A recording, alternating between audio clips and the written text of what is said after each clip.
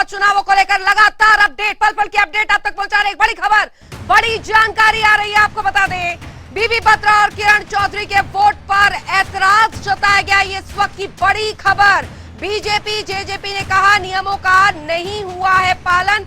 इस बात का जिक्र किया गया है। सूत्रों के हवाले से जो जानकारी निकल कर आ रही है वो ये कि अब आपत्ति को स्थानीय चुनाव आयोग ने तो खारिज कर दिया है, लेकिन अब केंद्रीय चुनाव आयोग के पास ले जाने के लिए मेल भेजा गया है। बीजेपी ने केंद्रीय चुनाव आयोग से शिकायत की है, मेल भेजा है। ये इस वक्त की बड़ी खबर आपको बता दें। बीबी बत्रा और किरण चौधरी के वोट पर ऐतराज जताया है। ये कहा गया है कि अधिकृत एजेंट के साथ साथ अन्य को भी दिखाया है अपना मत उन्होंने। हालांकि इस बीच जानकारी सूत्रों के हवाले से बड़ी खबर आपको बता रहे हैं और जनता टीवी सलाहकार संपादक शशि रंजन जी हमारे साथ इस बीच जुड़ गए हैं ज्यादा जानकारी के साथ।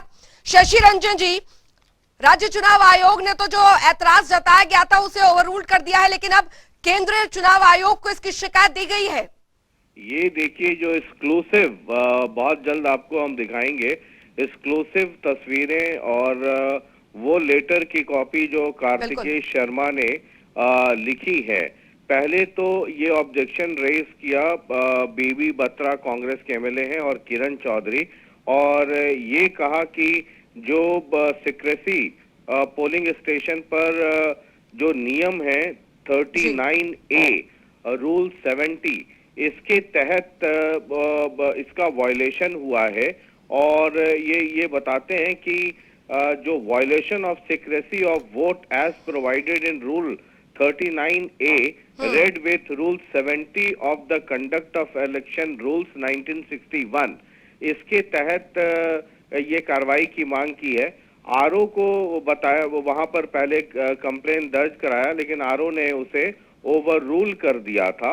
और उसके बाद वहां पे जो इलेक्शन कमीशन के जो ऑब्जर्वर हैं उनको चिट्ठी लिखी, लेकिन अब तक कुछ नहीं हुआ।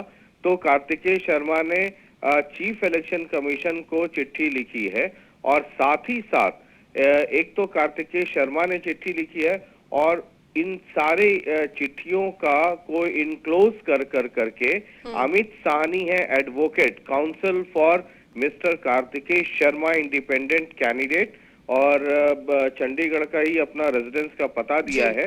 उन्होंने ऑनरेबल चीफ इलेक्शन कमीशन निर्वाचन भवन अशोका रोड को चिट्ठी लिखी है, मतलब आपत्ति दर्ज कराई है। एक तो पहले ये समझना होगा कि पहले कार्तिकेय शर्मा ने चिट्ठी लिखी, आपत्ति दर्ज कराई मौके आरओ को, तब कुछ नहीं हुआ। फिर कार्तिकेय शर्मा ने एक लिखित तौर पे शिकायत दर्ज कराई आरओ जो नांदल साहब हैं उनको, लेकिन उन्होंने उसे ओवर रूल कर दिया, रिजेक्ट कर दिया।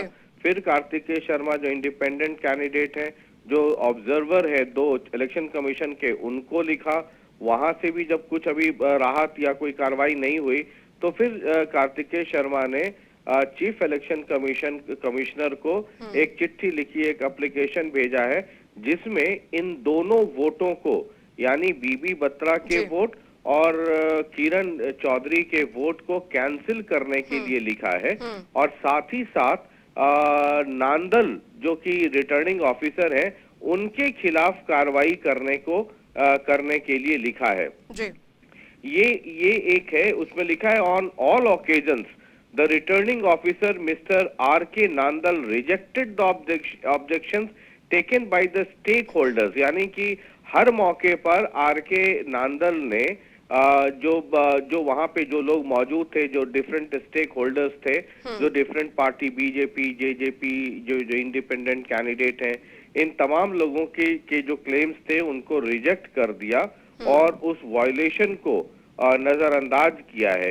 इसीलिए उनके खिलाफ भी कार्रवाई हो कि गलत फैसला लिया उन्होंने, और साथ ही साथ किरण चौधरी और बीबी बत्रा के वोटों को कैंसिल किया जाए। ये एक अब अभी तुरंत में जो अमित साहनी है उन्होंने ये चिट्ठी लिखी है जी।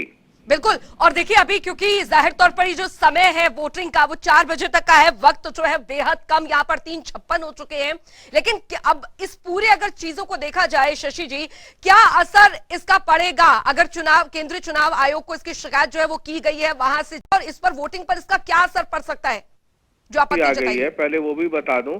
एक चिट्ठी तो अमित साहनी ने, जो कि लॉयर हैं, उन्होंने लिखा है तमाम जो घटनाएं घटी हैं और जो उनके क्लाइंट हैं कार्तिकेय शर्मा जो इंडिपेंडेंट कैंडिडेट है उनके बिहाफ पे लिखा। अमित साहनी जो है ये एक और चिट्ठी लिख रहे हैं चीफ इलेक्शन कमिश्नर को, और इसमें वो कृष्ण लाल पवार जो बीजेपी कैंडिडेट है उनकी तरफ से लिख रहे हैं। और हमारे पास वो चिट्ठी भी आ गई है जो हम लगातार अब दिखा रहे हैं, यानी कि दो तरफ से जो दो कैंडिडेट है, एक तो बीजेपी के कैंडिडेट कृष्णलाल पवार और दूसरा इंडिपेंडेंट कैंडिडेट कार्तिकेय शर्मा, दोनों की तरफ से जो कंप्लेन हुए हैं और जो कार्रवाई होती रही है उसका हवाला देकर के अब कानूनी तौर पर यानी कि लीगल चिट्ठी अमित साहनी ने भेजी है। और अब ये बहुत इंटरेस्टिंग हो गया है, अब ये पूरा कानूनी प्रक्रिया के तहत है। अब इसमें ये देखना होगा कि रिटर्निंग ऑफिसर की बात को वो मानते हैं या फिर इलेक्शन कमीशन इसमें कुछ ले सकता है। अलग अलग लोगों की अलग अलग राय आ रही है और कुछ लोग ये कहते हैं कि रिटर्निंग ऑफिसर के जजमेंट को इस तरीके से चैलेंज नहीं किया जा सकता है। कुछ लोग कहते हैं कि इलेक्शन कमीशन इसको होल्ड कर सकता है, काउंटिंग होल्ड कर सकता है, क्योंकि एक तो इसमें अब कानूनी पेच ये आ गया कि अब तक तो जो कैंडिडेट थे वो लिख रहे थे, लेकिन अब लॉयर की तरफ से ये चीफ इलेक्शन कमीशन को चिट्ठी लिखवा दी गई। इसका मतलब ये है कि दोनों कैंडिडेट कार्तिकेय शर्मा और जो बीजेपी के कैंडिडेट हैं, ये दोनों अब लीगल कोर्स ऑफ एक्शन की तरफ बढ़ रहे हैं। अब इसमें समझना होगा, ये बड़ा पेचीदा मसला हो गया है। अब ये समझना पड़ेगा कि इसमें क्या हो सकता है और इसकी कानूनी प्रक्रिया क्या है। ये सस्पेंस अब बहुत ज्यादा बढ़ गया। अब ये देखना बहुत दिलचस्प होगा कि 5 बजे काउंटिंग शुरू होती है या इलेक्शन कमीशन क्या फैसला लेता है, ये अब पता चल पाएगा शायद। शशि रंजन जी, यानी कि आपका कहने का मतलब जो कि आपने एलोबरेट यहाँ पर किया है कि अभी 5 बजे वोट की गिनती होती है नहीं होती है, अब ये फैसला केंद्र चुनाव आयोग की तरफ से इसको लेकर क्या यहाँ पर रुख रहता है वो यहाँ पर देखना होगा। लेकिन शशि रंजन जी, क्योंकि आप कई दफा इसको लेकर कई जो महत्वपूर्ण बिंदु हैं आप उस पर फोकस कर चुके हैं, आपका एक्सपीरियंस क्या कहता है सर? क्या हो सकता है एंड मूवमेंट पर? आखिर किन किन वजहों से अगर हो सकता है कि जो नतीजे आने में देरी हो, या हो सकता है कि कुछ ऐसी चीज हो जाए लास्ट में कि सब कुछ जो तस्वीर है वो बदल सकती है? अब देखिए, मामला तो बड़ा फंस गया है। अब तक तो हम ये जानते थे कि जो रिटर्निंग ऑफिसर हैं, आमतौर पे जो दूसरे चुनाव होते हैं, चाहे वो विधानसभा के हों या लोकसभा के हों, रिटर्निंग ऑफिसर के फैसले को माना जाता है और उस फैसले को चैलेंज आप कोर्ट में कर सकते हैं।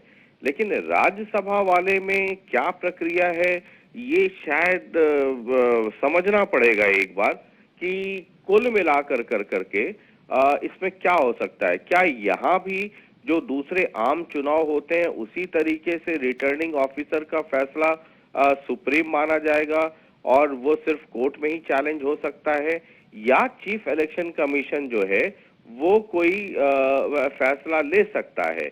अब किसी एक जानकार का कहना था कि हो सकता है इलेक्शन कमीशन ये कह दे कि ठीक है, क्योंकि इसमें लीगल कोर्स, मेरी जो पेचीदगियां जिसकी मैं बात कर रहा हूं, अगर सिर्फ कैंडिडेट ने कंप्लेन किया होता तो शायद उतने लीगल इश्यूज नहीं होते, लेकिन कैंडिडेट ने तो कंप्लेन किया ही किया है।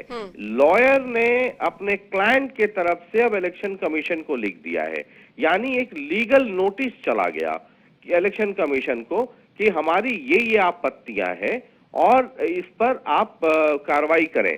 एक तो 2 वोटों को कैंसिल, किरण चौधरी और बीबी बत्रा के वोट को कैंसिल करने की बात हो रही है कि मांग रखी गई है। दूसरा, जो लॉयर ने लिखा है और जो अब कंप्लेन हुआ उसमें ये भी कहा गया कि जो नांदल है रिटर्निंग ऑफिसर, क्योंकि भेदभाव पूर्ण कार्रवाई की है इसलिए उनके खिलाफ भी कार्रवाई हो। तो अब डबल अब ये अब ऑफेंसिव ज्यादा हो गए। जी तो अब ये देखना होगा, क्योंकि जो लॉयर लिख रहे हैं उसमें लिख रहे हैं लॉयर अमित चानी लॉयर जो हैं काउंसिल फॉर कार्तिकेय शर्मा और काउंसिल फॉर कृष्णलाल पवार, ये लिख रहे हैं कि on all occasions returning officer mister R K Nandal rejected the objections taken by the stakeholders, including my client, despite the fact that violation mentioned in the proceeding para is evident on the face of it, and as such the ji. vote of Mr. Of MLA Kiran Chaudhary and MLA BV Batra are liable to be rejected. जी. यानी कि ये दोनों कह रहे हैं, और मैंने एक जगह ये भी पढ़ा कि इनके खिलाफ भी कार्रवाई की जाए।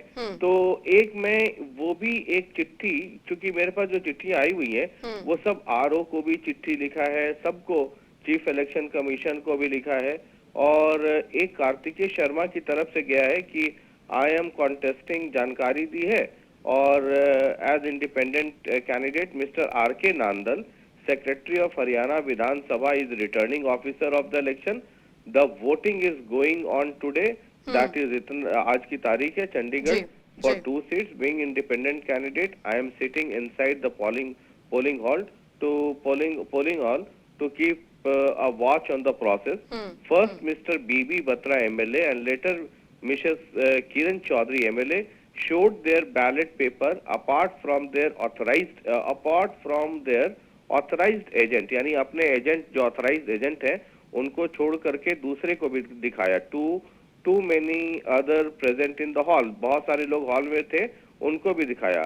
आई personally both verbally and in writing raised objection to the RO, लिखित तौर पे और मौखिक तौर पे दोनों रूप में आरओ के पास हमने इस अनलॉफुल एक्टिविटी के लिए ऑब्जेक्शन रेज किया।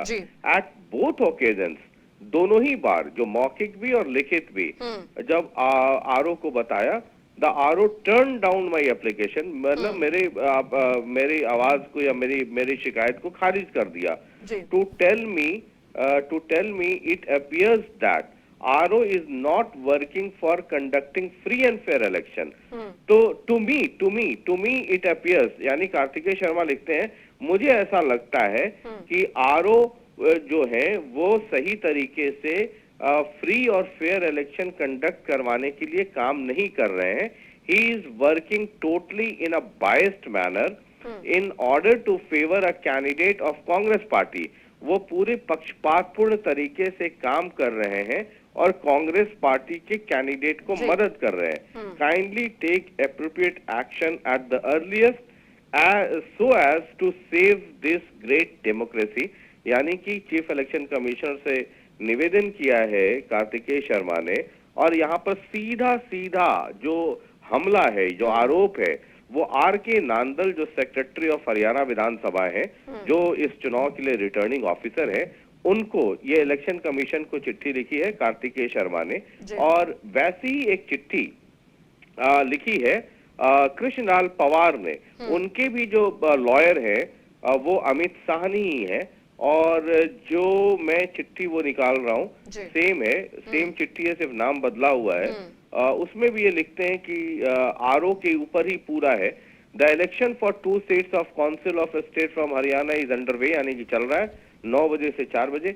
अब ये समय मुझे पता नहीं चल पा रहा है उसमें कि टाइम क्या है, कितने बजे भेजा, जिस भी सोर्स ने मुझे भेजा है उसमें चूंकि उसका नंबर आ रहा है, लेकिन ये कितने बजे भेजा ये मुझे जानकारी नहीं है। लेकिन ये जरूर है कि ये 4 बजे के पहले ये भेजा गया है।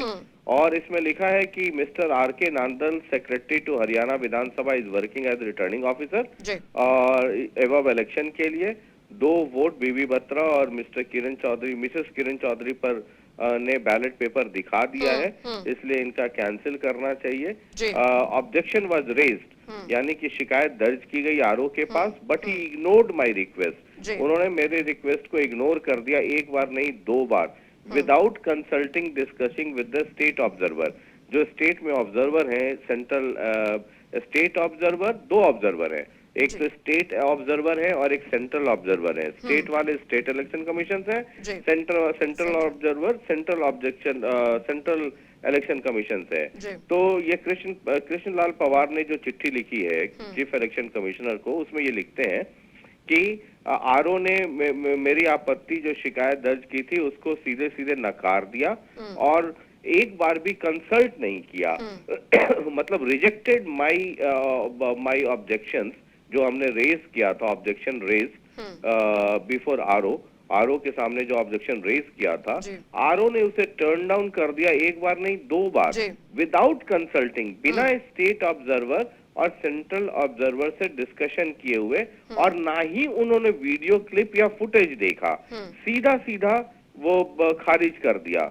These circumstances clearly indicate that, यानी कि ये जो गतिविधियां हुई हैं, जिस तरीके से आरओ ने इन दोनों वोटों पर जो आपत्ति दर्ज की थी, मैंने कृष्णलाल पवार कह रहे हैं, एक तो दोनों ऑब्जर्वर, चाहे वो सेंटर के हो चाहे स्टेट ऑब्जर्वर हो, उन दोनों से संपर्क नहीं किया, कोई वीडियो क्लिप नहीं देखा, कोई फुटेज नहीं देखा, कोई कैमरा की रिकॉर्डिंग चेक नहीं की और हमारे ऑब्जेक्शन को खारिज कर दिया। ये जो हालात हैं, ये ऐसा प्रतीत हो रहा है कि आरओ जो है रूल्स और नॉर्म्स के मुताबिक, जो इलेक्शन के रूल्स एंड नॉर्म्स हैं उसके मुताबिक काम नहीं कर रहे हैं, और he seems biased to me and my party. मेरी पार्टी और मेरे प्रति ये भेदभावपूर्ण रवैया अपना रहे हैं, यानी बायस्ड हैं। ये मतलब बायस्ड का हिंदी एक शब्द है, एक तरफा। जी, एक तरफा। हाँ, एक तरफा बायस्ड का तो सही वो नहीं हुआ ट्रांसलेशन, लेकिन वो बायस्ड है ना, पक्षपातपूर्ण है, पक्षपातपूर्ण और उनका रवैया है। In this it is therefore humbly requested to take appropriate action against returning officer immediately, यानी कि जो रिटर्निंग ऑफिसर है उनके खिलाफ सख्त कार्रवाई की जाए और तुरंत की जाए, so that free and fair election could be held. अब ये जो चिट्ठी है उसकी भाषा पढ़ के ये समझ में आ जाती है कि ये चिट्ठी 1-2 बजे के आसपास लिखी गई होगी, या 12-1 बजे लिखी गई होगी, या जो भी है 4 बजे के पहले लिखी गई है। अब ये दोनों चिट्ठियों को गौर कीजिए, जो कृष्णलाल पवार ने लिखी इलेक्शन कमीशन को और जो चिट्ठी कार्तिकेय शर्मा ने लिखी इलेक्शन कमीशन को, दोनों में शब्द थोड़े बहुत अलग हैं, लेकिन कुल मिला के भाव एक ही है। इसमें ये नहीं है कि जो 2 वोटों को कैंसिल कीजिए, ये कीजिए, सीधा सीधा आर.के. नांदल जो कि रिटर्निंग ऑफिसर है, जो सेक्रेटरी टू हरियाणा विधानसभा है, सीधे उनके ऊपर हमला है और ये शिकायत उनके खिलाफ है कि जो हमने ऑब्जेक्शन रेज किया, बिना उसकी तहकीकात के, बिना ऑब्जर्वर से संपर्क किए हुए, न स्टेट ऑब्जर्वर न सेंट्रल ऑब्जर्वर, किसी से संपर्क नहीं किया, कोई वीडियो चेक नहीं किया, कोई फुटेज चेक नहीं किया, कोई कैमरा नहीं देखा, और सीधे हमारी जो शिकायतें थी, जो आपत्तियां थी, उसे खारिज कर दिया। इसलिए हम मुख्य चुनाव आयुक्त से ये गुजारिश करते हैं, निवेदन करते हैं विनम्रता पूर्वक कि मिस्टर नांदल के खिलाफ कार्रवाई की जाए। ये चिट्ठी जाती है। उसके पहले जो चिट्ठियां हैं, वो चिट्ठी honourable chief commission of India, ये हाथ से लिखी हुई चिट्ठी है, पेज नंबर 4, पेज नंबर 3 है honourable chief commissioner of India, ये भी है violating of secretary vote by VV Batra secrecy vote. चिट्ठी नंबर 2 जो है, ये भी ऑनरेबल चीफ कमिश्नर को है, ये भी भेजा गया है। अब ये सब में टाइम तो मैं नहीं देख पा रहा हूँ, लेकिन ये सब अलग अलग लोगों ने चिट्ठी भेजी, अलग अलग पक्ष के। और उसके बाद जो अमित शाहनी है, उनका रोल आ जाता है, और 10 जून 2022 की तारीख में जो लीगल तौर पर, कानूनी तौर पर एक चिट्ठी अमित शाहनी जो लॉयर हैं, अपने क्लाइंट की तरफ से ये चिट्ठी इलेक्शन कमीशन को लिखते हैं, जिसमें बहुत ही सधी हुई भाषा में एक तो शिकायत है कि जो 2 वोट पड़े हैं, वो जो नियम कानून है, secrecy of vote as provided in Rule 39A, read with Rule 70 of the Conduct of Election Rules 1961, ये कहते हैं कि इनके खिलाफ, इसके खिलाफ ये है। आपको अंजलि याद करना होगा कि आज से 6 साल पहले जब हरियाणा में ही जब राज्यसभा चुनाव हो रहे थे, और आर के आनंद कैंडिडेट थे, ऑफिशियल कैंडिडेट थे आईएनएलडी के, और कांग्रेस ने अपना समर्थन दिया था। तब रणदीप सुरजेवाला का इसी ग्राउंड पर, इसी एक्ट के तहत उनका वोट कैंसिल हुआ था। हुआ ये था कि रणदीप सुरजेवाला ने अपना जो बैलेट पेपर है वो किरण चौधरी को दिखा दिया था। किरण चौधरी ऑब्जर्वर नहीं थी, ना ही पोलिंग एजेंट थी, जबकि नियम ये है कि अगर आप किसी पार्टी से बंधे हुए हैं, किसी पार्टी के एमएलए हैं, राज्यसभा चुनाव में आप किसको वोट दे रहे हैं, यानी अपना बैलेट पेपर आपको ऑब्जर्वर को या जो authorised person from the party है, जो अधिकृत व्यक्ति हैं पार्टी के, आपको उनको दिखाना होता है और उसके बाद ही आप उसे फोल्ड करेंगे और बैलेट बॉक्स में डाल देंगे।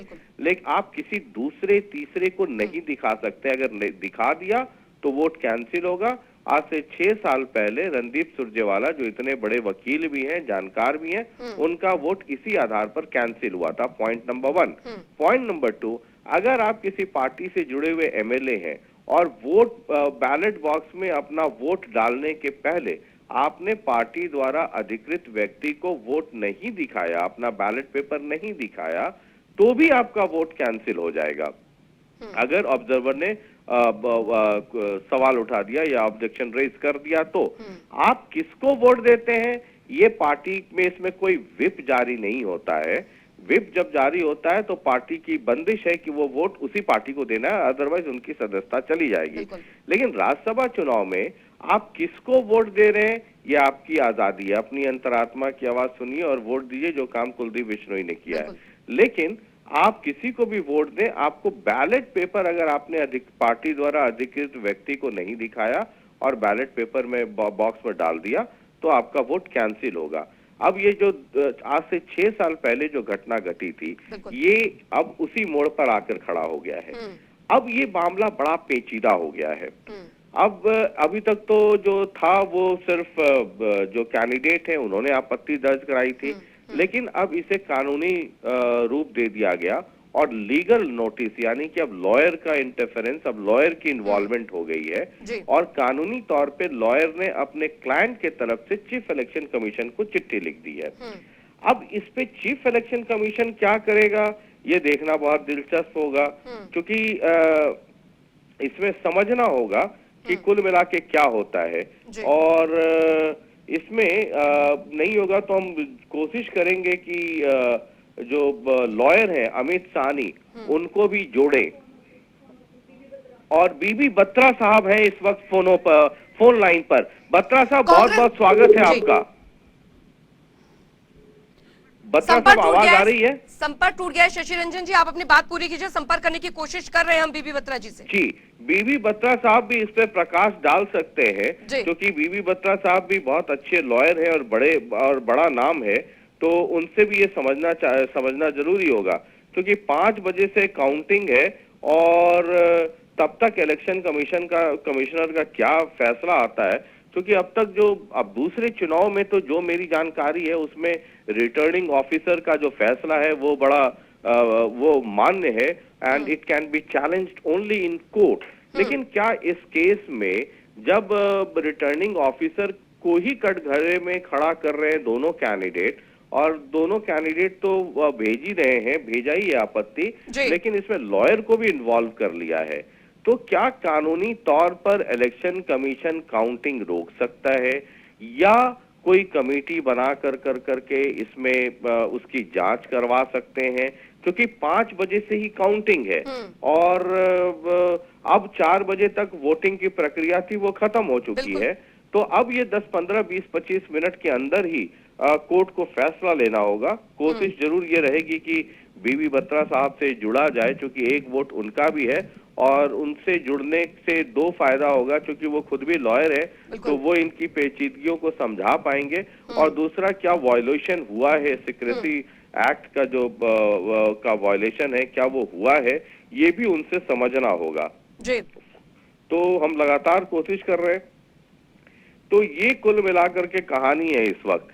अब ये 2 वोट जब तक बत्रा साहब जुड़े नहीं या कोई लीगल एक्सपर्ट जुड़ते नहीं है, एक मैंने अभी एक नंबर भी आगे दिया है, कोशिश कर रहे हैं, जो अमित साहनी है, जो एडवोकेट है जिन्होंने ये केस फाइल किया है, मतलब जो पिटीशन भेजा है, केस फाइल तो नहीं। शशि जी, बीबी बत्रा जी से भी बात हम यहाँ पर करेंगे, बात करेंगे, लेकिन अब सवाल यहाँ पर ये है शशि रंजन जी, क्योंकि अभी सारी जो पेचीदगियां है वो तो क्लियर यहाँ पर होंगी, लेकिन आखिरकार ऐसे केसेस में आखिरकार जो रुकावट आएगी या क्या होता है, किस तरीके से इसको, क्योंकि शायद अपने आप में ऐसा पहली बार हो रहा है कि इस तरीके का पूरा घटनाक्रम हुआ है। अब एंड मोमेंट पे ये बात आ गई है कि आखिर क्या होगा, और जो चीजें, जो आपत्तियां यहाँ पर दर्ज कराई गई हैं उसको।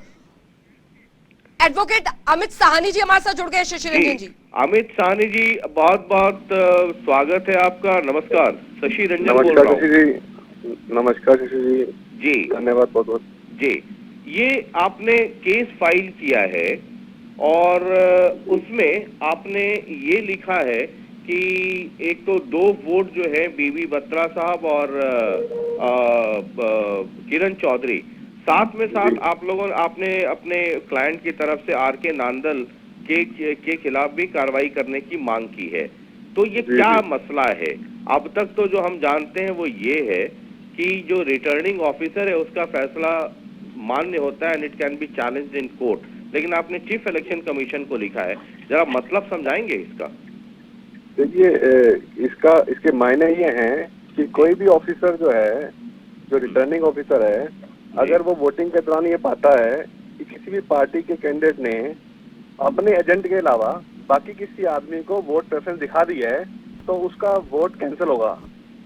तो इसमें ऑब्जेक्शन करे गए अलग अलग पार्टी के द्वारा, हमारे क्लाइंट के द्वारा भी ऑब्जेक्शन किया गया, और उसके बावजूद वीडियो फुटेज भी मौजूद है कि वोट प्रेफरेंस को दिखाया गया, तो उसके बावजूद वोट को कैंसिल नहीं किया गया। और आपको ये बता दूं कि आर.के. नंदल जो हैं, ये वही रिटर्निंग ऑफिसर हैं जो पिछले विवाद में इनका नाम जुड़ा रहा है। और आर.के. आनंद जब चुनाव हारे थे तब पेन को बदला गया था, तो आपने भी बड़े अच्छी तरह से तरीके से कवर किया था कि किस तरह से डेमोक्रेसी का कत्ल किया जाता है, और पेन बदल करके एक आदमी चुनाव हार जाता है। तो हमने शिकायत की है कि ये जो फ्री एंड फेयर इलेक्शन नहीं है, और इसको ऐसे ऑफिसर के की काउंटिंग और डिक्लेरेशन ऑफ रिजल्ट को रोका जाए। तो इसमें कानूनी प्रावधान क्या है, ये समझना चाहेंगे। कानूनी प्रावधान है कि रूल 39A है और रूल 70 है, कंडक्ट ऑफ इलेक्शन रूल्स 1961, कि वो ये बताता है कि अगर कोई पार्टी का कैंडिडेट अपनी पार्टी के ही एजेंट को दिखा सकता है, वो समझ गए, और को वो पता है, तो मुझे वो इलीगल है। रिटर्निंग ऑफिसर के जजमेंट को लेकर के आप लोगों ने चैलेंज किया। अब तो मसला ये है ना कि आपका ये था कि रिटर्निंग ऑफिसर के पास आपने अपील किया कि 2 लोगों ने ये नियम के तहत जो सिक्रेसी एक्ट है उसका वायलेशन किया, लेकिन बिना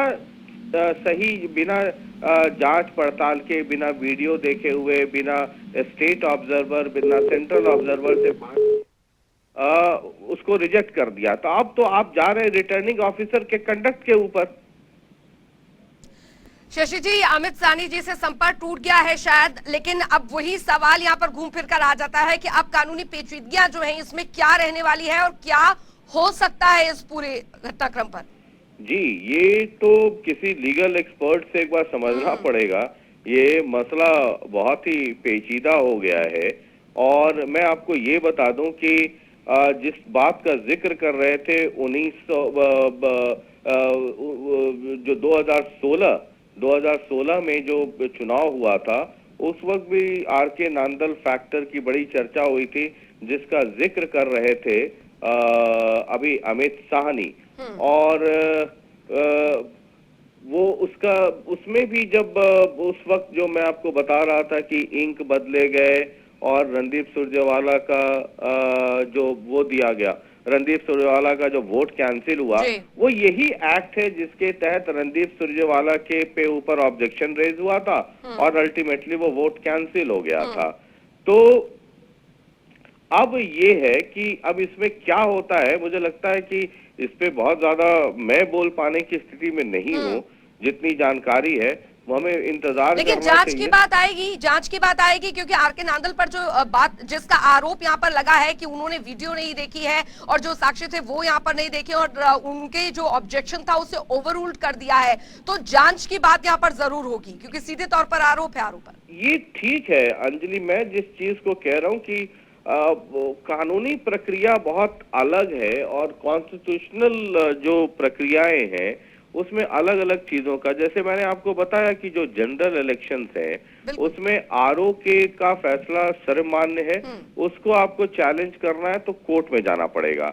क्या ऐसी, अब आरके अभी सानी साहब का फोन कट गया, वरना मैं यही समझना चाह रहा था कि क्या जो रिटर्निंग ऑफिसर, यहाँ पर are K Nandal returning officer है और इनको लेकर के 2016 में भी बहुत सारे सवाल उठे थे। वो इंक बदलने वाला कांड की चीजें जिसकी वजह से आईएनएलडी के ऑफिशियल कैंडिडेट थे आर के आनंद, जिसको कांग्रेस ने सपोर्ट किया था, वो हार गए थे और इस बार भी वही रिटर्निंग ऑफिसर हैं। तो क्या रिटर्निंग ऑफिसर के खिलाफ या उनके जजमेंट को चैलेंज करने के क्या क्या प्रावधान है और तात्कालिक तौर पे उस पे क्या हो सकता है? अब आप कोर्ट में जाएं, 2 महीने 3 महीने 4 महीने लड़ते रहे या 1 हफ्ता 10 दिन लड़ते रहे, वो एक अलग मसला है। तात्कालिक तौर पे क्या हो सकता है? रामपाल माजरा जी हैं, बहुत ही सीनियर लीडर है, हरियाणा के नेता हैं, हालांकि अभी किसी पार्टी में नहीं है, लेकिन बहुत ही अनुभवी है। रामपाल माजरा जी, अब तक आवाज आ रही है? जी आ रही है। जी जी, बहुत बहुत स्वागत है। बहुत बहुत धन्यवाद। जो हम समझना चाह रहे हैं, पूरा हरियाणा समझना चाह रहा है कि जनरल इलेक्शंस में रिटर्निंग ऑफिसर का जो मसला है या जो फैसला है उसको कोर्ट में चैलेंज कर सकते हैं। क्या यही प्रावधान राज्यसभा चुनाव में भी लागू होता है? क्योंकि लगभग 4:23 हो गए हैं, 5 बजे से काउंटिंग है। कैंडिडेट ने भी, जो दोनों कैंडिडेट हैं, इंडिपेंडेंट कैंडिडेट और बीजेपी के कैंडिडेट, उन लोगों ने, जो आर के नांदल है, उनके खिलाफ शिकायत कर दी है चीफ इलेक्शन कमिश्नर को, और साथ ही साथ अब कानूनी तौर पर उनके वकील ने अपने क्लाइंटों की तरफ से भी एक पिटीशन भेज दिया चीफ इलेक्शन कमिश्नर को। अब क्या हो सकता है, इसमें क्या रूल है? शशि जी, ये तो आपको पता ही है कि यहाँ पे इलेक्शन कमीशन की तरफ से उनके ऑब्जर्वर यहाँ पे आए हुए हैं और वो यहीं पे बैठे हैं, इसी हाल में बैठे हुए हैं। हरियाणा की तरफ से भी और सेंट्रल इलेक्शन कमीशन की तरफ से भी और रिटर्निंग अफसर भी हैं। अगर किसी वोट के ऊपर इतराज होता है तो रिटर्निंग अफसर अपना फैसला दे देते हैं और वोट कास्ट कर दिया जाता है। वोट कास्ट हो गया और अब गिनती शुरू होने वाली है। तो इसमें तो मैं समझता हूँ कि इलेक्शन पिटीशन ही रेमेडी है, हाई कोर्ट में ही जाकर के चुनौती दी जा सकती है।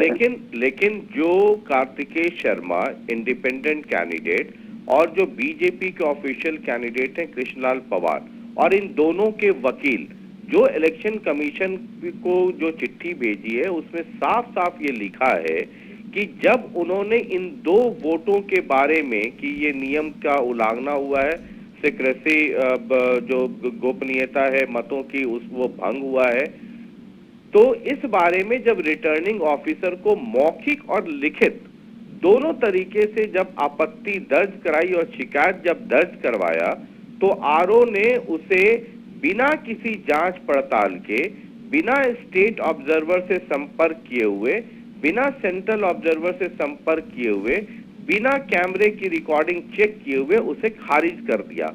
और इससे नहीं, ये गलत बात कह रहे हैं। उन्होंने कैमरे की रिकॉर्डिंग उसी टाइम सभी को दिखाई है। किसने दिखाई और है? रिटर्निंग अफसर ने ये दिखाया कि इस तरीके से वोट पोल हुआ है। और धक्के से कोई देखे या चुपके से कोई देखे, छुप के, तो उसके ऊपर उन्होंने उस बात को नहीं माना।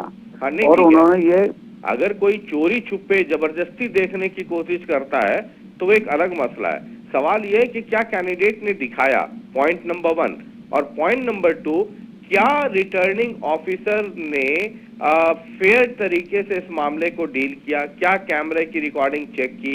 क्या स्टेट ऑब्जर्वर से बात की? क्या सेंट्रल ऑब्जर्वर से बात की?